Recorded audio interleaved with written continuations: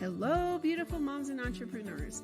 My name is Charisse Walker, and I'm your host of the Unbreakable Mompreneurs podcast. This is a place where we come together to learn, grow, and inspire. So sit back, relax, and let's get started.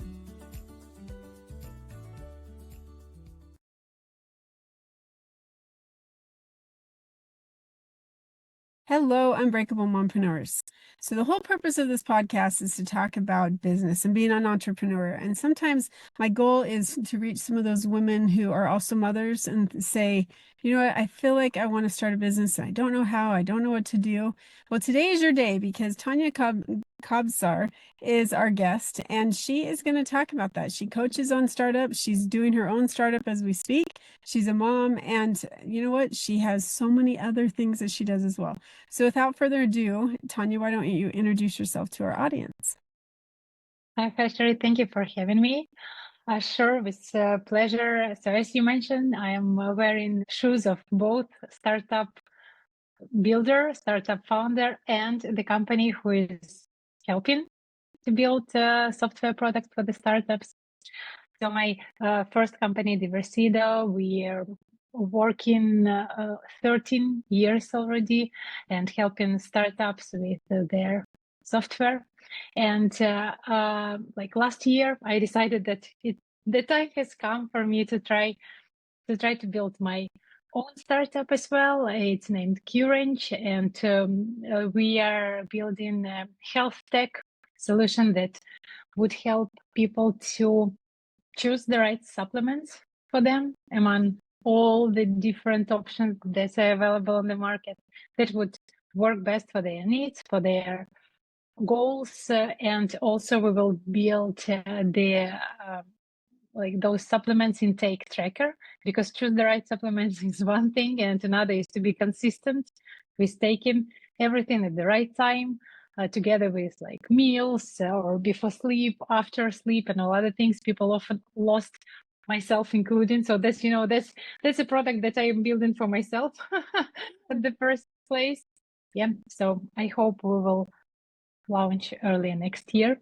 Nice. Fingers crossed.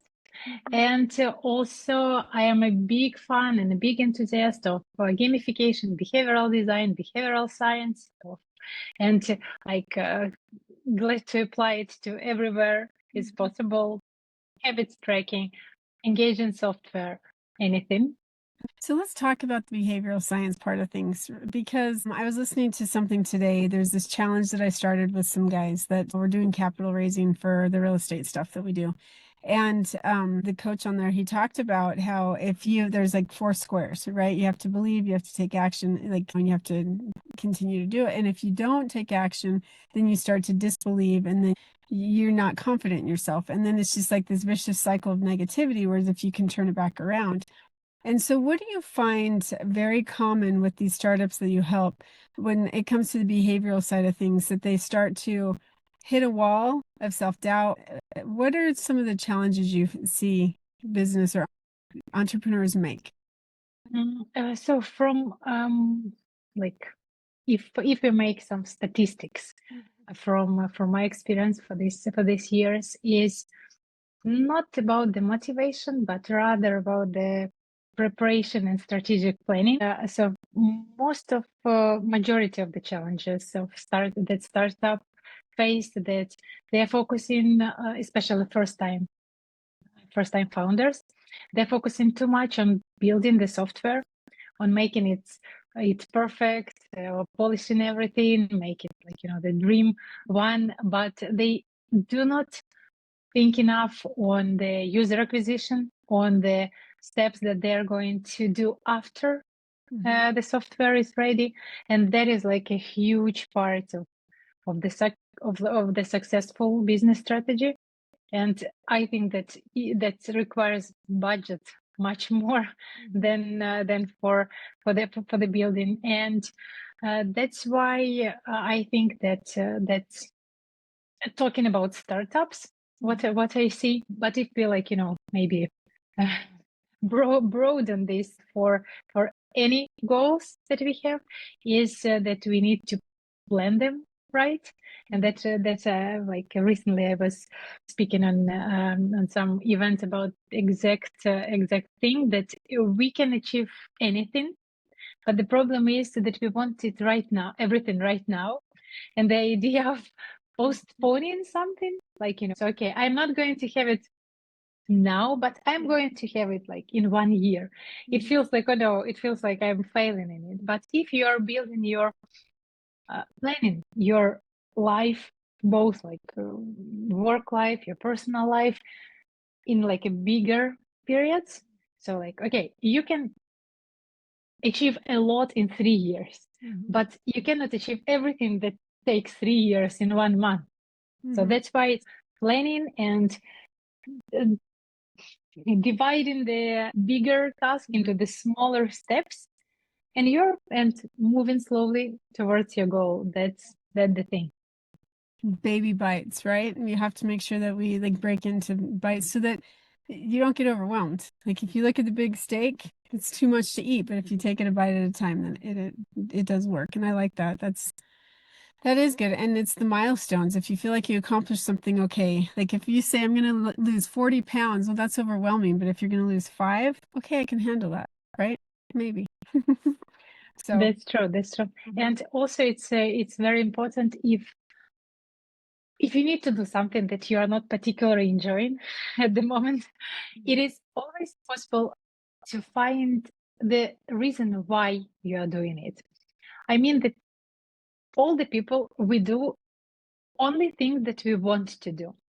Even if like it feels like we don't like the activity, there is still something behind it that makes us do it. So, and if we focus on the positive part of it, so for example, you are doing some part of your job that you are not enjoying, but if you are doing it, then it brings something to you. For example, you are like, some people work on their like day job that they not love, but when you're thinking that, okay, but it's covering my cost of living and letting me focus on something that I like, and give me this space and give me this time, so that like shifts the positive, or from the positive point of view. So that's also, I think, pretty important. no, I totally agree with that. Yes, it's easy to get negative, especially when you're feeling down on yourself. But no, that's true. Okay, so what is something that you've learned starting up a business that the advice that you could give somebody else that you wish you would have known when you started out? There are several things, because like when I started, I was quite young when I started my own company, and I was a developer. So I have a technical background. I have a computer science degree. I worked as a developer. I worked as a project manager, product manager. So, but all of that was in the part like on the delivery department.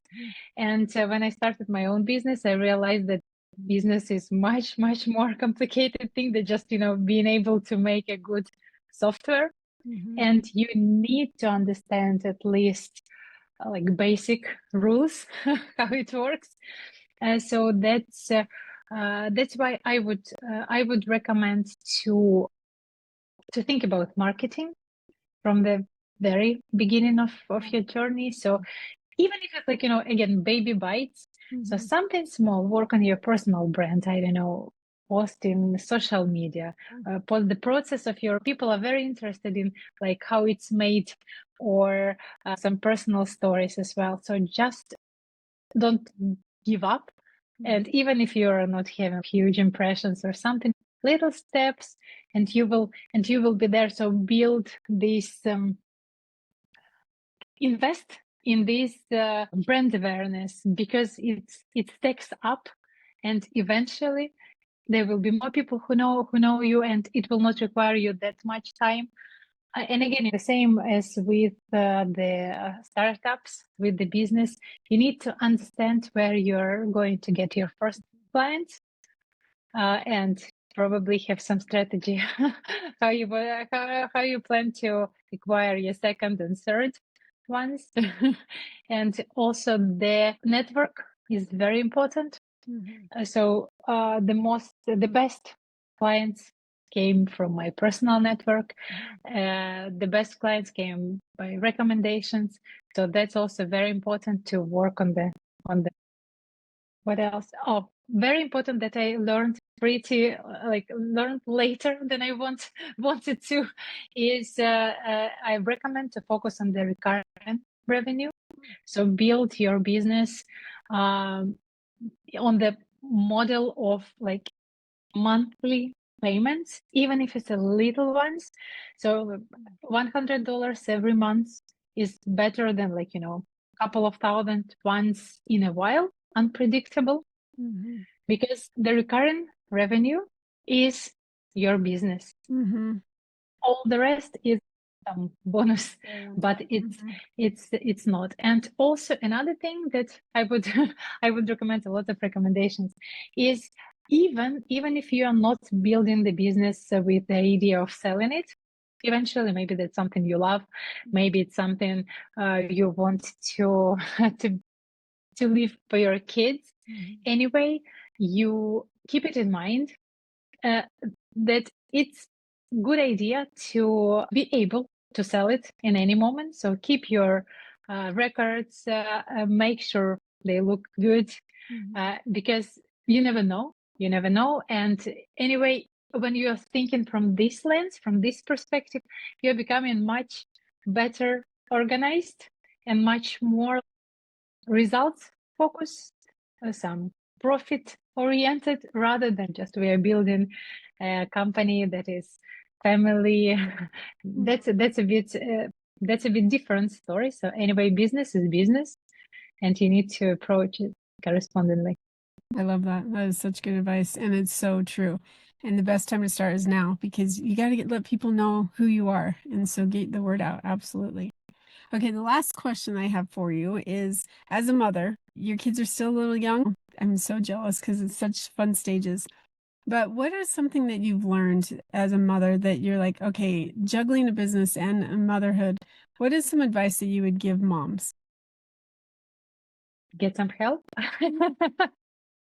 Yeah, so so not trying to do everything alone is hard. Yeah. And sometimes, especially with kids, especially when they're little, it's difficult to trust care of them to somebody, or try. And I know a lot of moms who don't even let other people to, I don't know, clean their apartments, because either they are not used to it, or they are like don't trust other people to do it. But you always need to prioritize. So just focus on the important things, and and get help on the other ones. But also what I must say, that entrepreneurship, it gives us freedom. So sometimes we feel that, okay, so the business is like absorbing us and we don't have enough time to spend with our kids. But in reality, we do have this time, because the entrepreneurship, it gives you freedom. It gives you freedom of choice when to work, even if you're working when they are sleeping, but you still have this choice, and you can work it out. I like that. And kids, they actually help us to focus, to be more efficient. So they are our teachers as well in life. Such good advice. Well, Tanya, if our listeners wanted to find you because they're thinking, I do need help with some software or some of the stuff that you're building now, how would they find you? The best way is either write me in LinkedIn, so I'm answering all the messages there, or contact me through our website, diversito.io. I think that's the two best ways. Well, thank you so much. You have such good advice, and I just love your even keel. You kind of remind me of me when I'm not stressed out, but I think that you have good advice, that you're grounded, and that you're here to help people, and I can see that. And so thank you for being on. Thank you for having me. And Unbreakable Moms, if you are thinking, I do need some help with my business or starting up, and I'm not quite sure what to do, then reach out. Tanya would love to be able to help you. And I want you to go out and make it a great day. Beautiful moms, remember, you are unbreakable. Keep illuminating the world with your strength, pursuing your dreams, and reveling in the splendor of motherhood. This is Charisse Walker, bidding you farewell for now. Stay tuned for more empowering conversations on the next episode of the Unbreakable Mompreneurs podcast. Until then, keep shining bright. Signing off with love, Charisse Walker.